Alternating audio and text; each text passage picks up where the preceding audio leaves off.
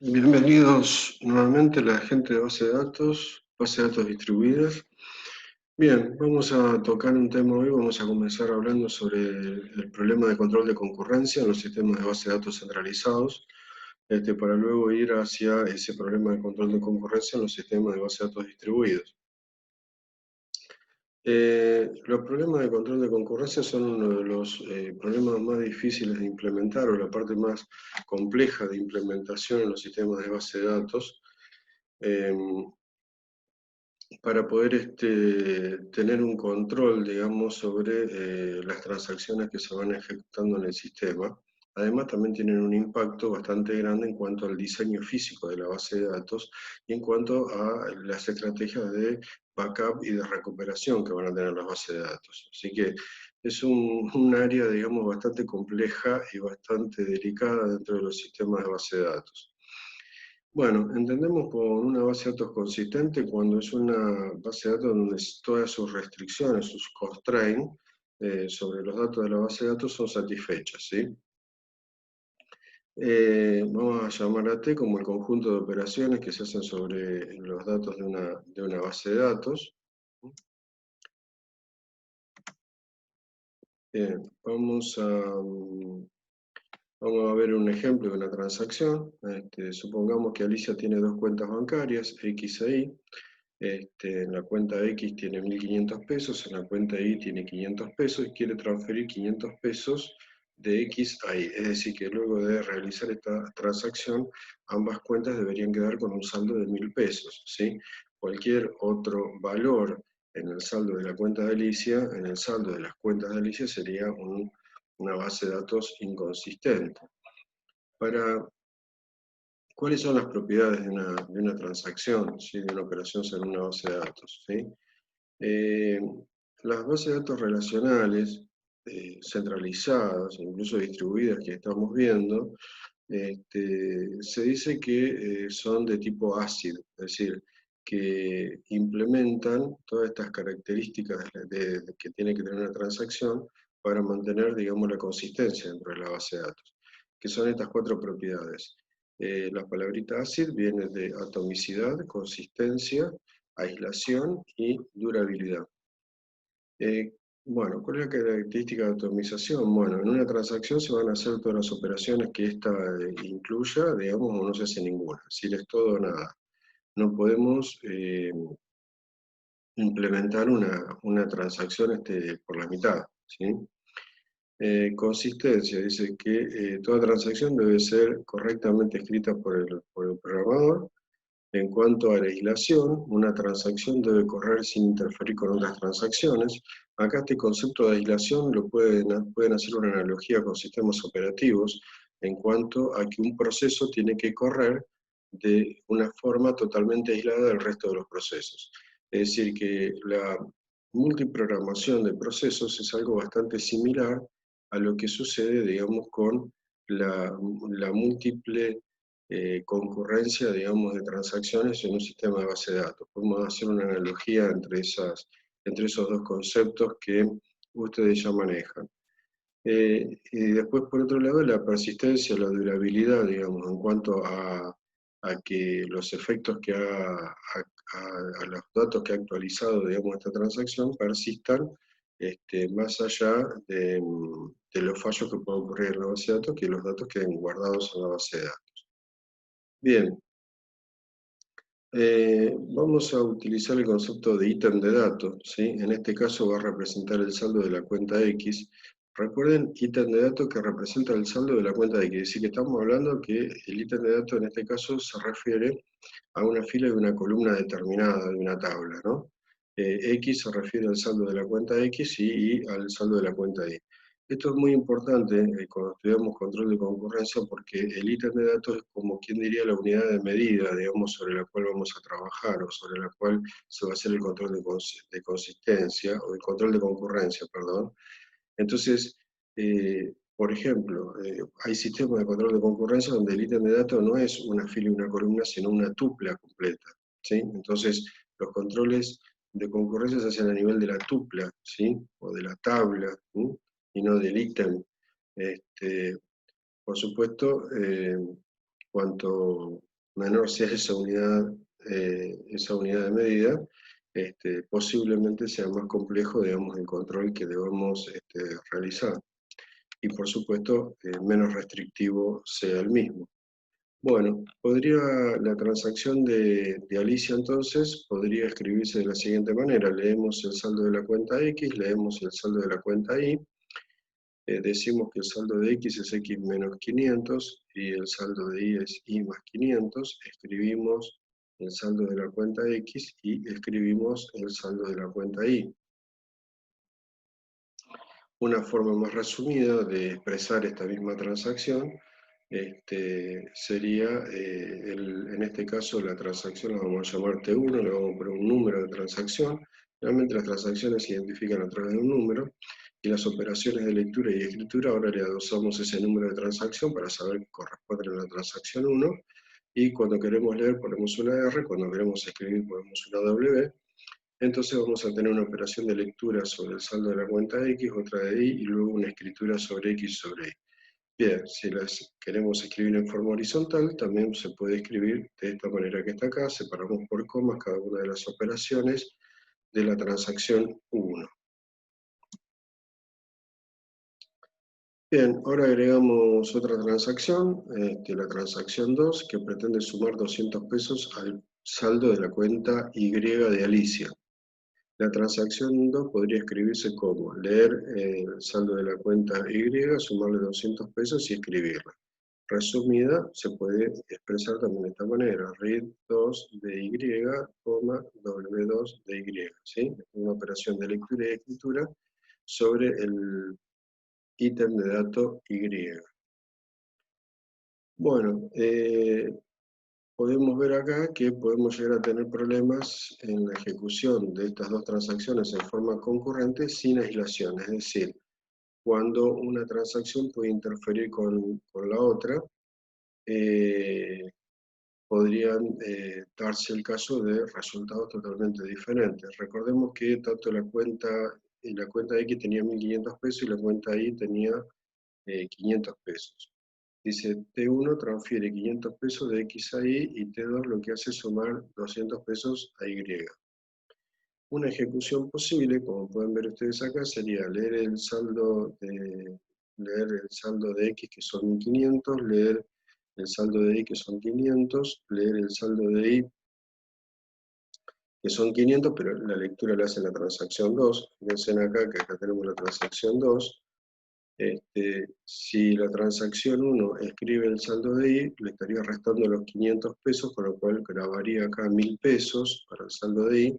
Estaría escribiendo el saldo de la cuenta Y, en este caso serían 1.000 pesos, pero luego la transacción 2, que había leído el saldo de Y, que originalmente eran 500 pesos, le sumó 200 y grabó 500 más 200, 700. Esta grabación 2, de la grabación de la transacción 2 del ítem de datos Y, está pisando de alguna manera la grabación de la transacción 1, que eran 1.000 pesos, y ahora lo está reemplazando por 700 pesos, con lo cual los datos finales me quedarían que la cuenta X me quedó con 1.000 pesos y la cuenta Y me quedó con 700, cosa que debería ser 1.200, ¿sí? Y es incorrecto. Con lo cual, este intercalado de ejecución de la transacción 1 y 2 me lleva a obtener un resultado totalmente inconsistente. Otra ejecución posible sería leer los saldos, corre la transacción 1 y lee los saldos, corre la transacción 2, lee el saldo de Y, se graba el saldo de X, es decir, 1.000 pesos, se graba la transacción 2, graba, es decir, toma los 500, le suma 200 y graba al ítem de dato Y con el valor de 700, pero luego viene la transacción 1 y pisa los 700 y graba los 1.000 pesos, digamos, que había calculado de saldo al hacer la transferencia de 500 pesos. Con lo cual acá tenemos otro resultado diferente, pero también inconsistente, que es que las dos cuentas me queden con un saldo de 1.000, cuando en realidad Y me debería haber quedado con 1.200. Bueno, esta anomalía que estamos viendo acá se está dando por el intercalado que estamos teniendo entre la transacción 1 y 2, ¿sí? No tenemos una aislación suficiente entre la transacción 1 y 2, ¿sí? Bueno, esos son los problemas que puede haber cuando se intercalan transacciones. Es más o menos los problemas que podrían llegar a haber, por ejemplo, cuando un proceso, por ejemplo, puede acceder a la memoria de otro proceso, ¿no? Ahí los resultados serían totalmente impredecibles, los que tendríamos en un sistema operativo que no permita una correcta aislación de los diferentes procesos que está ejecutando. Entonces, acá el tema es que necesitamos un sistema que nos permita aislar las transacciones y para ello necesitamos un sistema de control de concurrencia. El sistema de control de concurrencia debería asegurarnos estas propiedades ACID de las transacciones que acá, como pueden ver ustedes, se está violando, ¿sí? Los sistemas de control de concurrencia pueden ser basados en bloqueos o en timestamps, ¿sí? Bloqueos, candados, semáforos, muy similar a los semáforos, a los mutex que por ahí han estudiado en el sistema operativo, ¿no? O basados en timestamp. Vamos a ver el ciclo de vida de una transacción. Jean Gray ha trabajado sobre este tema. Nosotros tenemos una base de datos que tiene un estado consistente. Se ejecuta la transacción como un conjunto de operaciones. Luego la transacción se da por buena, se comitea, se dice, se da por finalizada, y lo que logra una transacción es llevar una base de datos de un estado A consistente a un nuevo estado B consistente. Y si esa transacción no prosperara, diera error, sucediera algún fallo en el medio, cualquier otra situación que hubiera que abortar esa transacción o tirarla para atrás, bueno, deberíamos quedar nuevamente la base de datos en su estado A original consistente. No me puede arruinar la base de datos o dejármela en un estado inconsistente. Pasamos de un estado A consistente a un estado B consistente cuando hacemos el commit de la transacción, o nos quedamos con el estado A original consistente que tenía la base de datos. Bien, en realidad en un sistema de base de datos tenemos una concurrencia tan amplia, tan grande, digamos, que vamos a tener múltiples transacciones corriéndose en forma concurrente permanentemente. Entonces lo que vamos a hacer, lo que se requiere, hay un módulo de software, digamos, dentro del motor de la base de datos, que lo que es el planificador de transacciones. De la misma manera que en un sistema operativo tenemos un planificador de procesos, bueno, acá vamos a necesitar un planificador de transacciones. Bueno, un planificador serial. Un planificador serial lo que haría sería poner una transacción detrás de la otra. Entonces, en realidad, lo que tenemos es, en una unidad de tiempo determinada, tenemos una única transacción en ejecución, ¿sí? Digamos, esto sería más o menos como si en la cola del banco ponemos a los clientes uno detrás del otro y tenemos una única ventanilla, entonces no habría posibilidad de cometer ningún error. Sacamos 500 pesos de una cuenta, lo ponemos en la otra, y luego viene atrás otra persona que le pone 200 pesos más a la cuenta.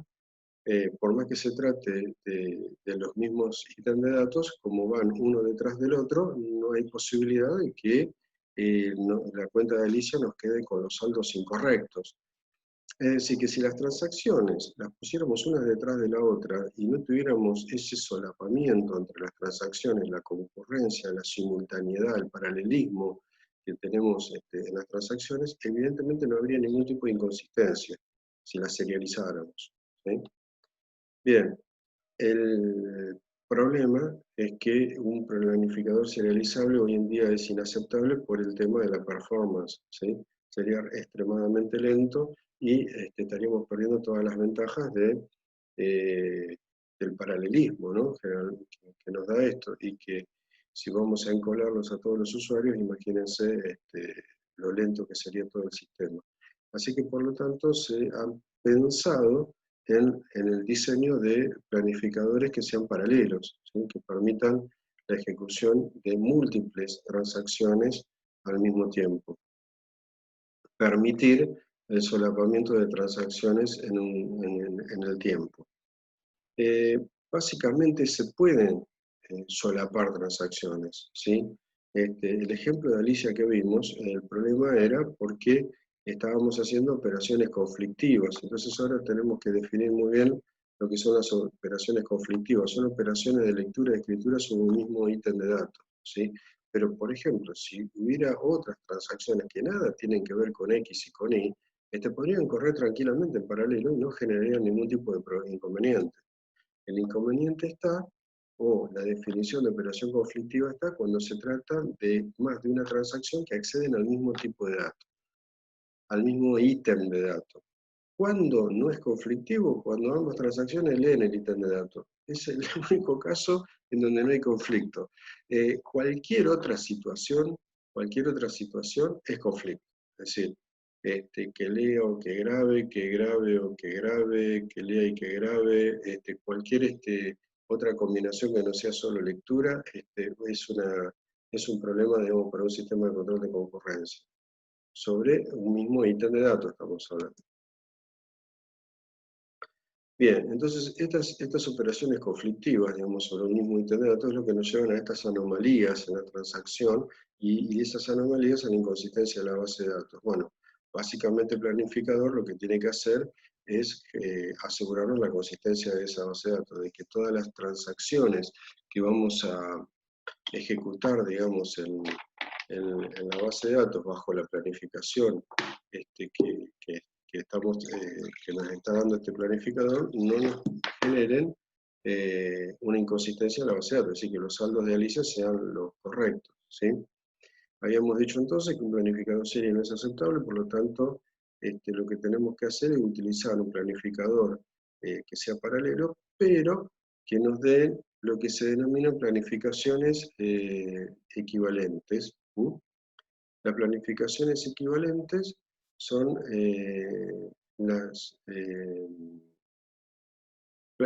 digamos, hablamos de planificaciones equivalentes, dos planificaciones A y B son equivalentes cuando ambas dos terminan produciendo el mismo estado en la base de datos, ¿sí? Es decir, obtenemos los mismos resultados, ¿sí?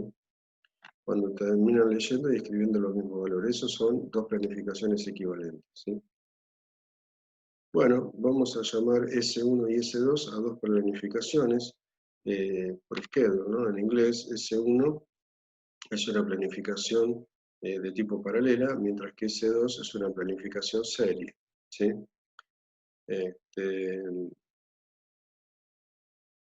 Bueno, podemos observar que la primera planificación es serializable, S1 y S2 producen una base de datos consistente, por lo tanto S1 y S2 son equivalentes, es decir, poner una transacción 1 y luego una transacción 2, una detrás de la otra, y hacer un solapamiento entre la transacción 1 y la transacción 2, también es posible de que nos den exactamente los mismos resultados.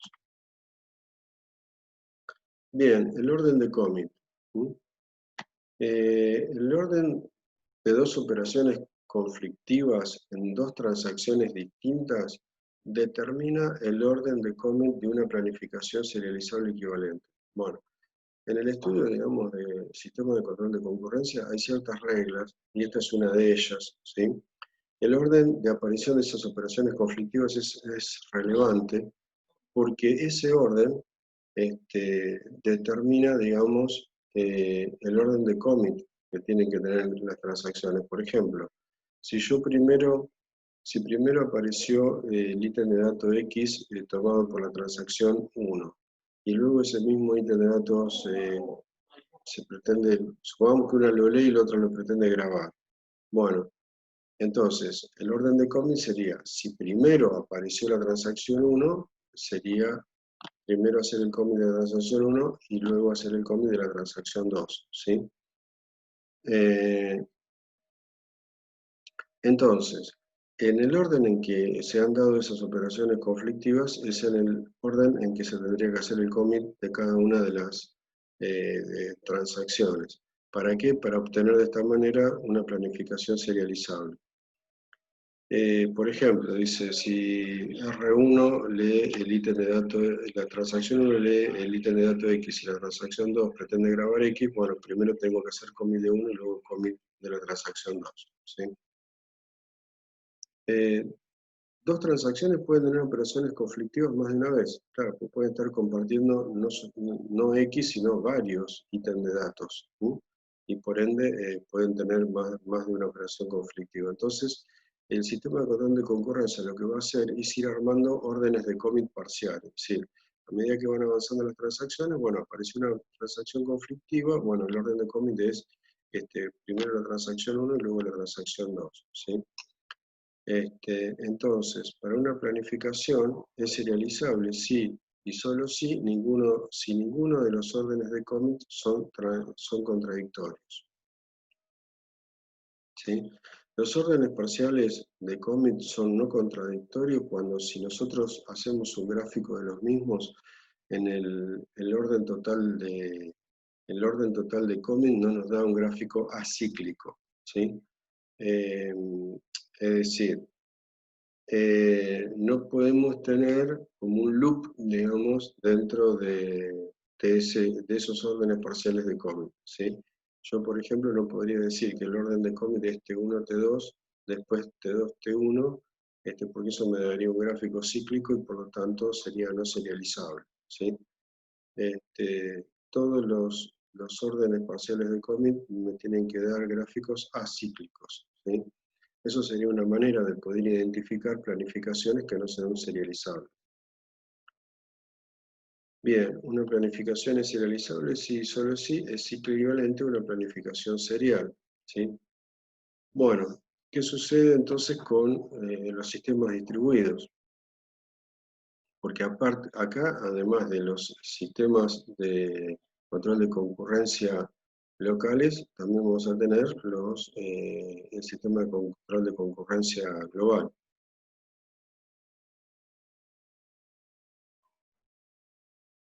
Por lo tanto, cada nodo va a tener su planificación local, ¿sí? Eh, entonces, si hacemos una transacción distribuida, imagínense una actualización a múltiples nodos de la red, con que solamente una planificación local sea no serializable, entonces toda la planificación global sería no serializable, ¿sí? Esta es otra de las reglas de control de concurrencia distribuida, ¿sí? Bueno, acá tenemos un pequeño pseudocódigo. Si todas las planificaciones locales son serializables, entonces, si la base de datos no es replicada, entonces la planificación global es serializable. En caso de que la base de datos distribuida sea replicada, se requiere un requerimiento de consistencia mutua. Es decir, yo necesito que todas las planificaciones de todos los nodos, cada uno de los nodos sea serializable, y en el caso de una replicación, de que haya datos replicados en diferentes nodos, todas las copias del ítem deben guardar el mismo valor, porque si no estoy generando una inconsistencia dentro del sistema de base de datos distribuida. Si yo tengo copias de los clientes y en una de las copias me va a quedar un valor de un cliente y en otra me va a quedar otro valor, voy a generar una inconsistencia a nivel global, a nivel distribuido, por más que las planificaciones locales hayan corrido correctamente y hasta incluso sean serializables. Lo que nosotros estamos diciendo acá, ¿a qué nos referimos con este requerimiento de consistencia mutua? Es que la planificación global es serializable sí y solo si todas las planificaciones locales son serializables y el orden de commit de dos transacciones en conflicto es el mismo en cada uno de los sitios donde se ejecuta.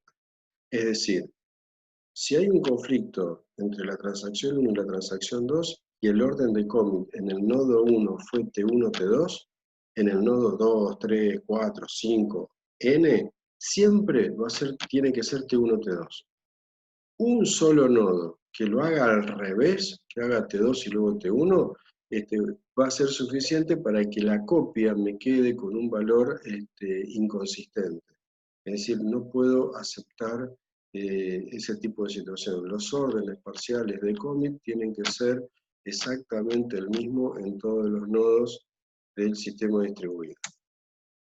Vamos a ver un ejemplo, ¿sí? Bueno, supongamos acá que tenemos,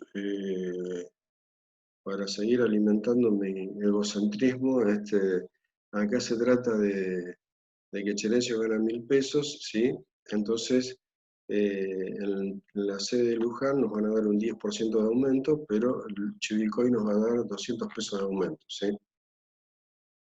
Entonces, depende de cómo corran las transacciones, bueno, digamos que yo podría llegar a ganar 1.320 pesos, ¿sí? Mi salario final, si me dan el aumento de los 1.000, el 10% que me da Luján, ¿sí? Este, más los 200 pesos que me dan en Chivilcoy, ¿sí? Bien, entonces tenemos una tabla de empleados en Chivilcoy, otra tabla de empleados en Luján.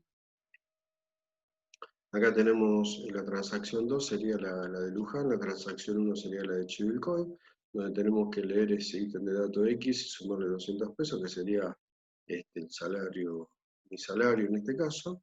En el otro caso hay que multiplicarlo por 1.1 y volver a grabar, ¿sí? Fíjense en ustedes qué pasa si corremos las dos transacciones, ¿sí? Las transacciones corren en cada sitio, ¿sí? Dice, cada transacción corre en el sitio donde ingresó y luego se mueve al otro sitio, ¿sí? En la transacción en la planificación, digamos, de Luján, tenemos una planificación que dice que leer la transacción 2, ingresa primero la transacción 2, leyendo el salario que yo tengo, luego escribiéndolo, luego entra la transacción 1 y escribe la transacción 1. Si hacemos esto en este orden, como vimos antes, la transacción 2, mi salario era de 1.000 pesos, como entra primero la transacción 2, que era, recuerden, multiplicar por 1.1 de la transacción 2, así que toma los 1.000 pesos, lo multiplica por 1.1, me queda 1.100, luego viene la transacción 1, lee los 1.100, le suma los 200 pesos, como pueden ver acá, y el resultado final serían 1.300 pesos. El orden de commit fue, primero, hacer el commit de la transacción 2 y luego el de la transacción 1. ¿Sí? ¿Estamos de acuerdo, no? Esto es lo que sucedería en esta planificación en Luján. Bien, en Chivilcoy, si la planificación es al revés, es decir, corre primero la transacción 1, lee mi salario, que son 1.000 pesos, le suma 200 pesos y lo graba, así que me van a quedar 1.200. La transacción 2 lee los 1.200 pesos, ¿sí? Lo multiplica por 1.1, ¿sí? Y le va a quedar 1.320. El orden de commit fue T1, T2. Como pueden ver ustedes, acá se comprueba fácilmente de que los datos son inconsistentes, porque ¿cuál es el salario de Cherencio? ¿Es 1.300 o 1.320? ¿Sí? ¿Cuál es correcto, cuál es incorrecto? Tendrá que ver con el orden en que se aplicaron los aumentos, pero no es el caso sino que acá el problema es la inconsistencia, es decir, más allá de decir 1.300, 1.320, el problema es que son distintos los valores, ¿sí? Y eso no se puede dar en un sistema distribuido. Así que acá, la razón por la cual tenemos esta diferencia es porque el orden de commit en el nodo de Chivilcoy y en el de Luján son distintos. En Chivilcoy se hace T1, T2 y en Luján se hace T2, T1. ¿Sí? Ese es el conflicto de seriabilidad en un sistema distribuido. ¿Sí? Es un concepto importante que tenemos que tener claro, digamos, en cuanto a este tema. Bien, ¿qué son las planificaciones recuperables? Bueno, como les dije al comienzo de la presentación, esto tiene impacto también en el backup y restore de las bases de datos, en el diseño físico incluso de las bases de datos. Una planificación recuperable te permite recuperar una base de datos en estado consistente luego de un fallo en una o más transacciones, ¿sí? Bien, acá tenemos una planificación. Dice que esta planificación tiene un conflicto de serialización T1, T2, ¿sí? Vamos a ver acá qué es lo que sucede. Hay una transacción T1 que lo que hace es leer a X, escribir a X, y luego tenemos una transacción T2 que lee X, es decir, que la transacción 2 lee lo que graba la transacción 1, como pueden ver acá arriba, ¿no? Entonces luego graba 2, y fíjense en ustedes que hay un commit de la transacción 2, un commit de la transacción 2, mucho antes de que haya un commit de la transacción 1, ¿sí? Entonces dice, en caso de hacer un commit de T1 luego de T2, pero si T1 aborta, lo escrito por T2 es inválido. Es decir, si hubiera, acá el caso que tenemos es un caso en donde T2 está dándose por buena y está basada en un dato escrito por T1 que todavía no fue dada por buena, no fue comiteada la transacción. Con lo cual, si T1 llegase a abortar, todo lo que hizo T2 es absolutamente inválido. Ese es el problema, ¿sí? Entonces, si aborto T1, también voy a tener que abortar T2. Bueno, imagínense si esto se da en un montón de transacciones, es decir, el abortar T1 podría implicar un abortado en cascada de un montón de transacciones, ¿no? Es lo que se llama un rollback en cascada, ¿no? Eso realmente es un problema.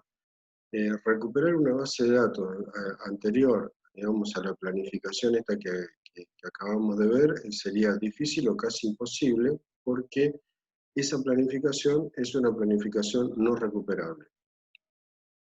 Recuperar una base de datos a un punto en el tiempo se llama Point in Time Recovery, ¿sí? O PIT-R, ¿sí? PIT Point in Time o Point in Time Recovery, ¿sí? Para poder eh,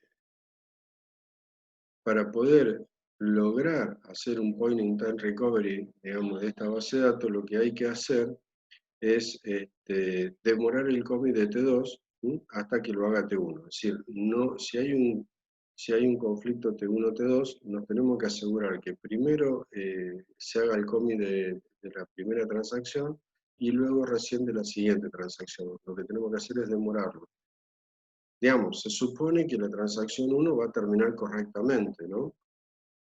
Sería un enfoque optimista nuestro, ¿no? Pero si no fuese así, estamos a tiempo de tirar para atrás también a la transacción 2 porque todavía no la dimos por buena, no la comiteamos, ¿sí?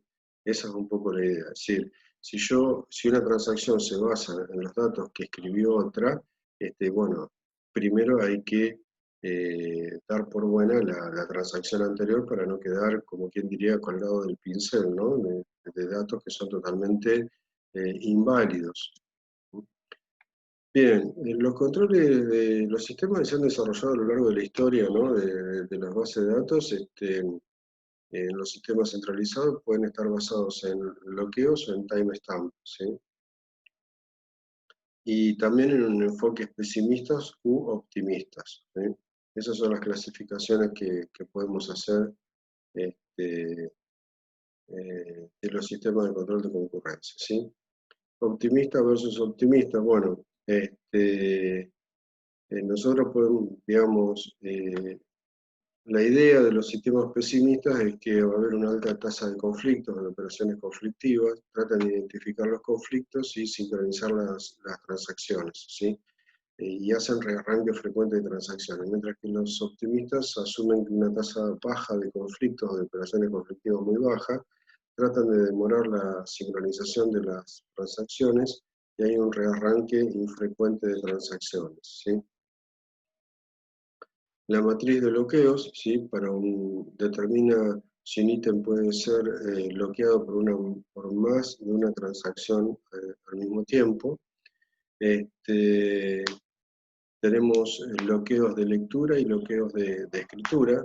Si más de una transacción pone un bloqueo de lectura sobre un ítem, no hay ningún problema, es permitido, pero fíjense que cualquier otra combinación este, escritura y de lectura, no está permitido que se sea concedido, ¿no?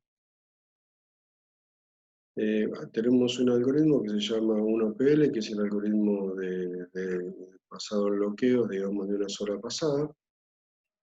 Le dice cada transacción por un lock sobre el ítem a usar y lo libera tan pronto como ha finalizado de utilizarlo. Esto no produce planificaciones serializables, ¿sí? ¿Por qué? Y porque lamentablemente no mantiene el lock el tiempo suficiente como para asegurar la serialización, ¿sí? Bueno, acá tenemos que tener cuidado porque es fácil confundirse con la nomenclatura, digamos, de la presentación. RL y un número significa read lock, un bloqueo de lectura sobre ese ítem para ese número de transacción, ¿sí? RL es read lock, WL es un write lock, ¿sí? Y LR, no LR, sino LR, es un release lock, es soltar el bloqueo de ese ítem, ¿sí? Bueno, básicamente tendríamos que darle valores a estos ítems de datos y seguir los ejemplos, pero nos da planificaciones no serializables. Acá tenemos un ejemplo, y fíjense ustedes que es un gráfico cíclico, por lo tanto, T1, T2, T2, T1 es cíclico, no es serializable, ¿sí? Después tenemos el algoritmo también basado en bloqueo, pero de dos pasadas, que es una mejora del anterior. Entonces cada transacción dice no entrelaza su adquisición de bloqueos y release entre las distintas transacciones. En una primera fase, la transacción solamente adquiere bloqueos y no libera ninguno, hasta que todos los locks hayan sido otorgados, la fase de crecimiento de bloqueos. La segunda fase libera bloqueos, pero nunca va a solicitar nuevos bloqueos, ¿sí?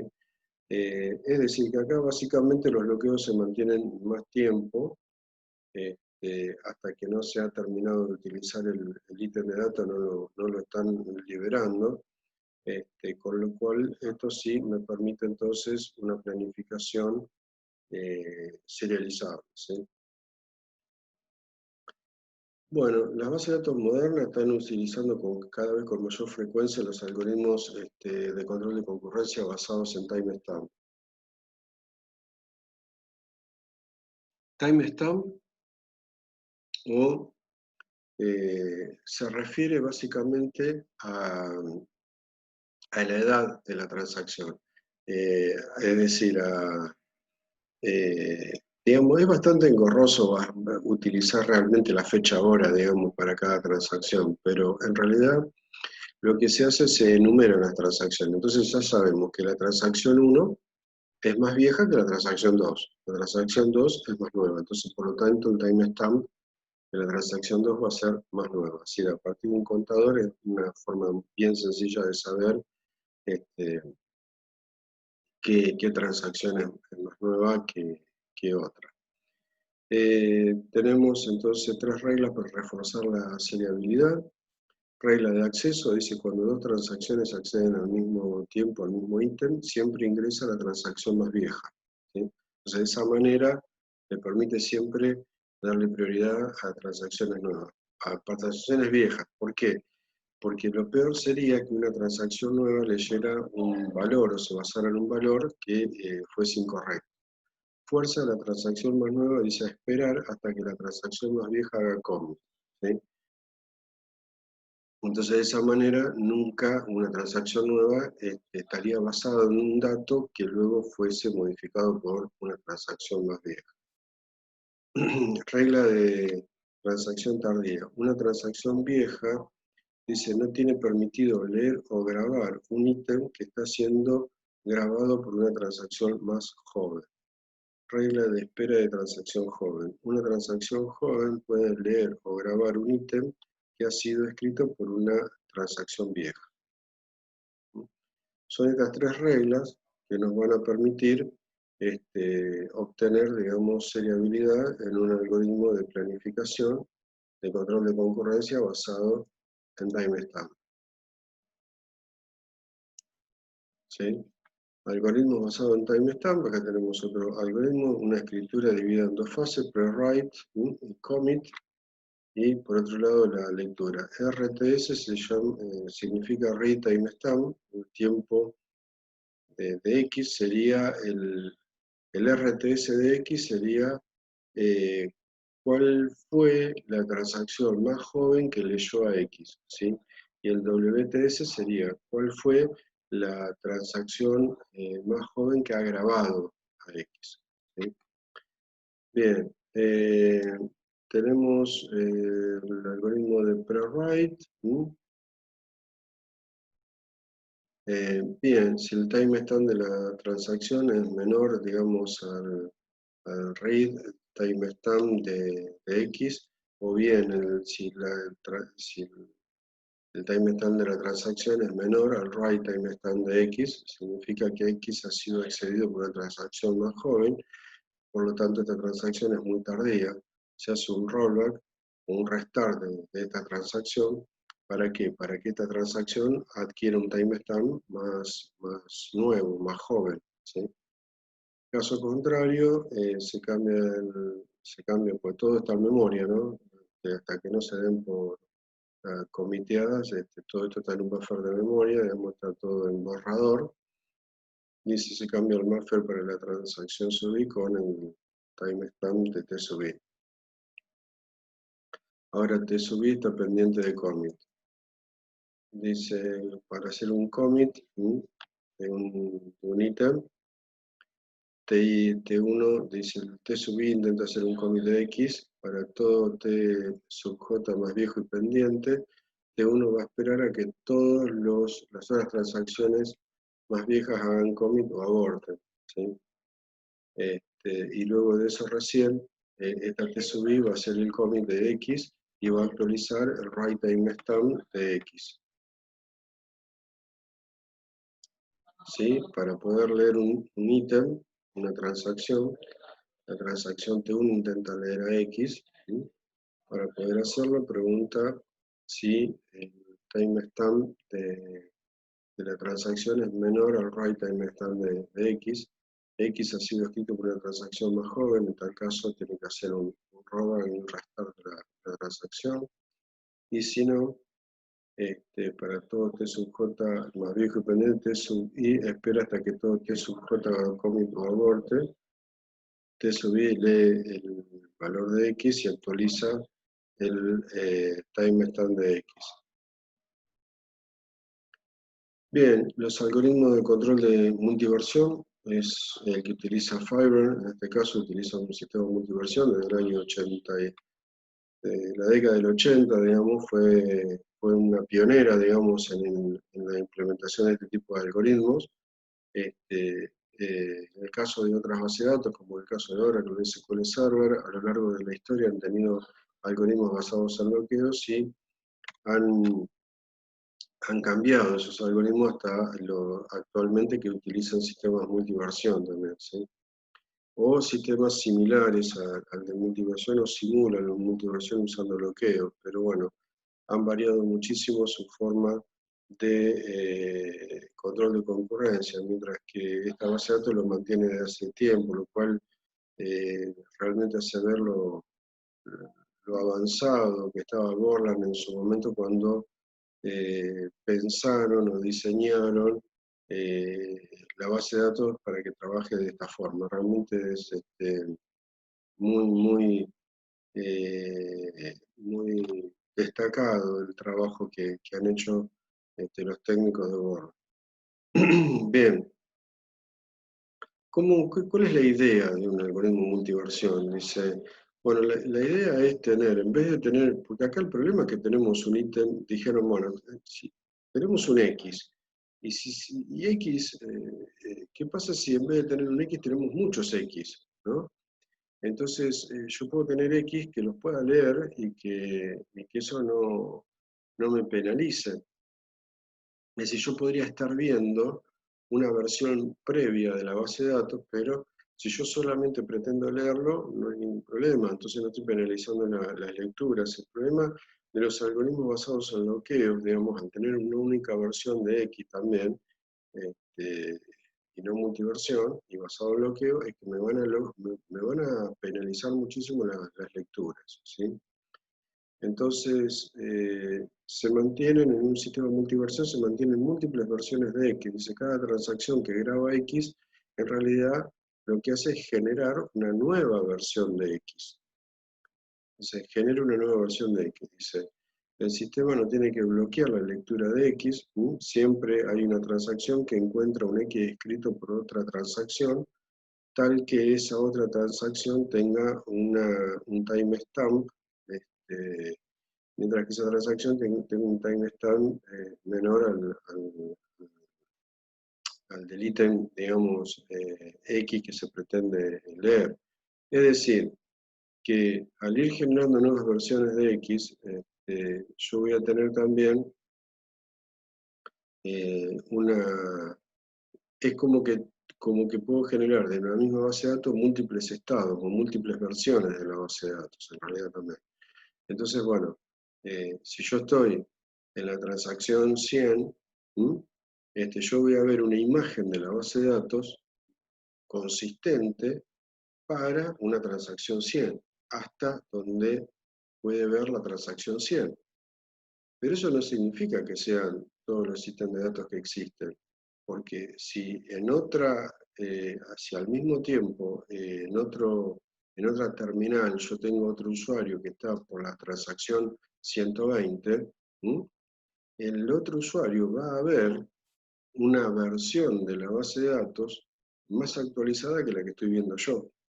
Hasta que yo no cambie mi número de transacción, no voy a poder ver una versión, una imagen más nueva de mi base de datos. Bueno, eso ustedes lo pueden probar en laboratorio, digamos, lo pueden jugar un poquito con Fiverr y ver que esto sucede. Abran más de una sesión con Fiverr y vean de dejar una sesión abierta y hacer un query sobre una tabla y sobre otra sesión comenzar a generar operaciones de insert y de commit reiteradamente, y van a ver que van a ver en la otra sesión versiones más nuevas de la base de datos, y la otra se va a quedar con una versión más vieja. Hasta que el otro no haga un commit, no va a ver la nueva versión de la base de datos. Bueno, este es el pseudocódigo del algoritmo de multiversión. También es un algoritmo que va a requerir rearranques, digamos, de las transacciones cuando estas no tengan, cuando estas sean tardías, por ejemplo, va a hacerlo, y cuando tenga que hacer una operación de write, se va a actualizar, se va a crear una nueva versión del ítem y se van a actualizar sus read y write timestamp, acorde con la nueva transacción. Bien, vamos a ver entonces, por último, yo creo que vamos terminando, el algoritmo optimista. Lo dividen en 3 fases. La idea del optimista es que todo va a andar bien. Entonces dejemos dejemos avanzar y demoremos el commit lo más que se pueda. Y básicamente el ciclo de vida de una transacción se divide en 3 fases: la fase de ejecución, la fase de validación y la fase de commit. Todo se hace en memoria, todo se hace en memoria. La fase de validación lo que trata de hacer es tomar esta transacción y validarla con respecto a sí misma y a las demás para asegurarse, digamos, de que no va a haber ningún problema de integridad en la base de datos. Y en la fase de commit, dice, se graba, es donde se pasan todos los datos de memoria a disco. También trabaja con el RS de T sub J, se refiere al conjunto de ítems que T sub J lee. El WS de T sub J es el conjunto de ítems que T sub J graba. Entonces, de alguna manera, se va llevando la cuenta de todos los ítems, del conjunto de ítems que una transacción ha leído y pretende grabar. Entonces, hay 3 reglas para asegurar la serialización durante la etapa de validación. 3 reglas para asegurar la serialización en la etapa de validación. Recordemos la etapa de validación y la etapa intermedia, ¿no? En un primer momento tenemos la fase de ejecución, validación y commit.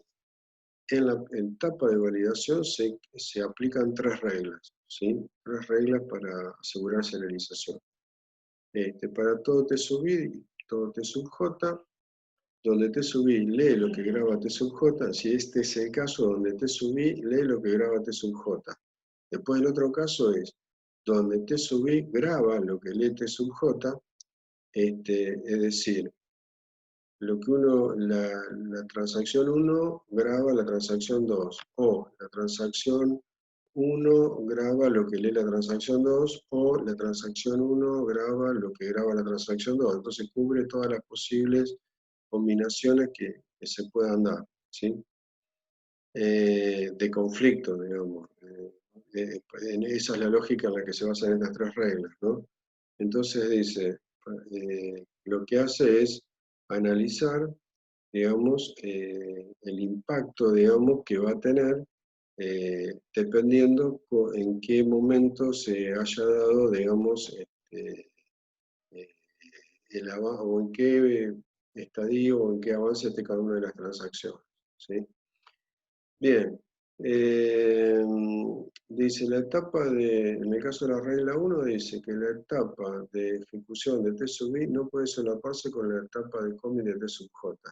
T sub J arrancará su fase de commit, digamos, después de que T1 finalice su etapa de ejecución. Bueno, básicamente todas las medidas que toman es para asegurarse, digamos, de no caer en el problema que vimos anteriormente de demorar el commit lo suficiente como para que ninguna transacción quede basada, digamos, en una transacción digamos, que una transacción no quede basada en los datos escritos por otra transacción que pudo haber abortado, ¿sí? Bien, acá podemos ver algunos otros casos, cuando por ejemplo en las 3 etapas de las transacciones no hay solapamiento, no hay ningún tipo de problema. Esta es la línea de tiempo, no sé si se alcanza a ver muy bien ahí. Acá hay una línea de tiempo. Acá tenemos una serie de transacciones, T sub I, T sub J, pares de transacciones T sub I, T sub J, donde tenemos casos de no hay solapamiento, donde tenemos casos de un solapamiento parcial y un mayor solapamiento. Entonces, básicamente acá la regla que tenemos que aplicar es esta. Son los 3 casos posibles que pueden haber conflictos, y básicamente fíjense en ustedes que dice T sub J arranca su fase de commit después de que la fase de commit de T sub I. Entonces hay que asegurarse que todo lo que graba T sub I, intersección, todo lo que lee T sub J es un conjunto vacío. Es decir, si yo lo que yo grabé no es nada de lo que vos leíste, no hay ningún problema, ¿sí? Si no, estamos en conflicto y voy a tener que demorar el commit de T sub I. En el otro caso, fíjense ustedes que como el solapamiento es mucho mayor, obviamente la regla tiene que ser mucho más restrictiva. Entonces dice que todo lo que escribe T sub I, intersección, lo que lee, lo que se leyó, más unión, lo que escribe T sub J, esa intersección me tiene que dar un conjunto vacío, ¿sí? De esa manera me aseguro de que no haya conflicto, digamos, entre las transacciones, ¿sí? Bueno, ¿qué pasa en un sistema de control de concurrencia distribuidos, ¿sí? Bueno, vamos a necesitar, obviamente, un sistema de control de concurrencia distribuido que permita controlar la serialización local, digamos, de la transacción, más una serialización global, ¿sí? Y ahora vamos a tener transacciones distribuidas, así que aparte de T, vamos a hablar de TD, de transacciones distribuidas.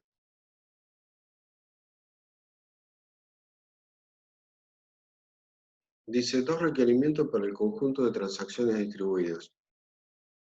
Primero, todas las planificaciones locales tienen que ser serializables. Si 2 transacciones distribuidas están en conflicto en uno o más sitios, sus órdenes parciales de commit en todos los sitios deben ser compatibles con sus conflictos. Esto es una regla de serialización que habíamos visto anteriormente. Dice, si sus órdenes parciales de commit en todos los sitios deben ser compatibles con su conflicto. Es decir, si el conflicto es T1, T2, entonces el orden parcial de commit también tiene que ser T1, T2. Dice, en un entorno de base de datos, distribuida, hay un administrador de bloqueos, un log manager, ¿sí? Centralizado. Dice, una transacción entra en un sitio y pide bloqueo al sitio 5, ¿sí? Bien, así que tenemos un nodo que actúa como log manager y es quien van a administrar los bloqueos, ¿sí? Tenemos tres variantes del algoritmo de dos pasadas, basado en bloqueos, centralizado, copia primaria y distribuido, ¿sí? Dice, un sitio se designa como administrador central de bloqueos, CLM. Cada sitio tiene bloqueo del CLM. El CLM envía el mensaje de bloqueo otorgado cuando el ítem está disponible, o bien encola la transacción para esperar por ese ítem, ¿no? Si es que ya lo tiene tomado ese mismo ítem en otra transacción. El Transaction Manager local dice lo que va a hacer es que recibió el otorgamiento del bloqueo, entonces puede continuar. Si no, obviamente va a quedar demorado. Cuando la transacción termina, el Transaction Manager envía el log release al CLM, este libera el ítem y otorga log a la primera transacción en espera por el ítem, ¿sí? Obviamente que acá todo problema del algoritmo de dos pasadas centralizado para sistema distribuido es la sobrecarga de trabajo que tiene el sitio o el nodo que actúa como log manager centralizado. Y además si se cae ese nodo, todo el sistema de control de concurrencia se caería, ¿sí? En copia primaria ahora no tenemos un log manager centralizado, sino que tenemos varios sitios designados como log managers centralizados, ¿sí? Cada sitio sabe dónde se encuentra cada tabla. Cuando el Transaction Manager necesita pedir el bloqueo, dirige la petición al bloqueo, al administrador del bloqueo centralizado apropiado, ¿sí? Si hay copias de una tabla, el Transaction Manager decide qué copia leer y se asegura de que todas las copias sean escritas en caso de la operación de escritura. El algoritmo de dos pasadas distribuido dice cada administrador de bloqueo reside en el lugar en donde se encuentra el ítem a administrar. Hay tres alternativas. Cuando el sistema no tiene datos replicados, el log manager reside donde se encuentra la única copia del ítem. Cuando todos los datos son replicados, uno de los sitios es elegido como log manager, como administrador de bloqueo para cada ítem. Si el log manager se centraliza, es como el caso que vimos anteriormente, de 2PL centralizado. Si una base de datos distribuida es parcialmente replicada, el log manager reside en el sitio donde residen los ítems no replicados. Para ítem replicados se elige un sitio como log manager para cada ítem. El Transaction Manager debe adquirir el log manager apropiado y es responsable de reflejar el update en todos los sitios donde el ítem existe. Una vez que el log manager es elegido, el enfoque es el mismo para las tres alternativas. Permite planificaciones serializables, pero no evita el interbloqueo. El algoritmo optimista distribuido se aplican dos reglas. Uno, validar la transacción localmente. Dos, validar la transacción globalmente. Una transacción local es validada contra todos los sitios. Si la transacción es inválida en uno o más sitios, es abortada. ¿Sí? Para validar globalmente la transacción, cuando dos transacciones conflictivas corren en más de un sitio, se requiere el orden de commit sea el mismo en todos los sitios. El commit de una transacción es demorado hasta que todas las transacciones conflictivas previas al TSUB en el orden de serialización han sido comiteadas o abortadas. El algoritmo se termina siendo pesimista. Solución: mantener un orden total de commit global. Todas las planificaciones globales se envían a un Transaction Manager global. Este es su orden de commit cuando se valida localmente la transacción. Bien, el Transaction Manager Global solo valida la transacción si el orden de commit en todos los sitios es compatible, si no, aborta la transacción. Bueno, estos son los algoritmos básicos, digamos, de control de concurrencia en sistema de base de datos distribuido. Acá tienen la referencia bibliográfica, los capítulo 5, digamos, del libro de Rahimi, donde pueden consultar más detalles por estos algoritmos y otros más que se mencionan. Nosotros hemos tratado de hacer una selección de los que consideramos más importantes.